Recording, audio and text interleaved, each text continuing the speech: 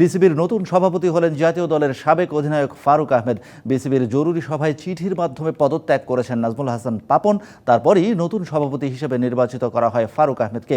একই সাথে প্রবীণ কোচ নাজমুল আবেদিন ফাহিমকে করা হয়েছে পরিচালক। বিসিবির জরুরি সভা শুরু হতেই শেষ হয়ে গেল নাজমুল হাসান পাপন অধ্যায়। শুরুতেই পাপনের পাওয়া মেল অনুযায়ী খালি হয়ে যায় সভাপতি পদ। জরুরি মিটিংয়ে আসা পরিচালকদের সম্মতিক্রমে নতুন সভাপতি ঘোষণা করা হয় ফারুক আহমেদকে। মিডিয়া কমিটি জানানোর পর বোর্ডরুম থেকে ফারুক আহমেদ নিজে বের হয়ে জানান সভাপতি হওয়ার কথা। লক্ষ্য তো অনেক বড়, বাংলাদেশ প্রধান লক্ষ্য দেশের সম্মান বৃদ্ধি, উজ্জ্বল করা দেশের মুখ।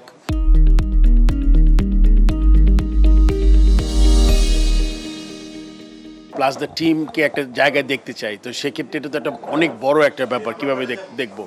সো অনেক জায়গায় আমাদের কাজ করতে হবে, অনেক কোশ্চেন আছে, বাট আমাদের প্রধান এবং প্রধানতম দায়িত্ব হচ্ছে আমার যে ক্রিকেটকে এগিয়ে নিয়ে যা, দেশকে এগিয়ে নিয়ে যা। এটা যদি আমরা মাথায় রাখি, বাংলাদেশ এবং বাংলাদেশ ক্রিকেট দল, তাহলে আমাদের কাজগুলো খুব সহজ হবে। এছাড়াও এনএসসি কোটায় পরিচালক করা হয় নাজমুল আবেদিন ফাহিমকে। মাত্র 1 ঘন্টার বোর্ড সভায় 24 পরিচালকের মধ্যে উপস্থিত ছিলেন মাত্র 8 জন।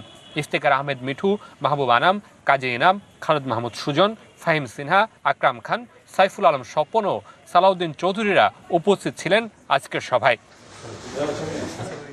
নিরাপত্তার স্বার্থে সচিবালয়ে হয় বিসিবির আলোচিত জরুরি সভা। Mamunur Rashid, DBC news, Dhaka.